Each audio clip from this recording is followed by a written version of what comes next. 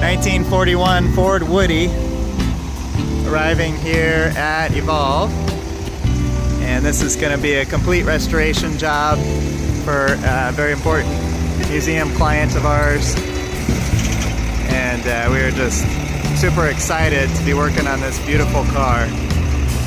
Most of the woodwork is original on this car, and it'll be remaining as is. You can see it's really in great shape. There's a custom luggage rack that was created up top here, because at one point the car was owned by a hotel, so it was made for suitcases to sit up top. So that's going to be returned back to the original style.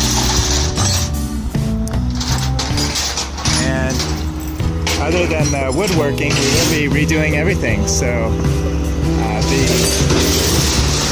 entire steel is going to be stripped down, and we'll be repairing any rust damage. So we know of some rust damage, and there might be some that's not yet visible. We're going to repair all that. You can see the bright work is definitely in need of attention, so all that will be rechromed, and it'll be looking brand new. This car will be in absolutely excellent condition when it's finished.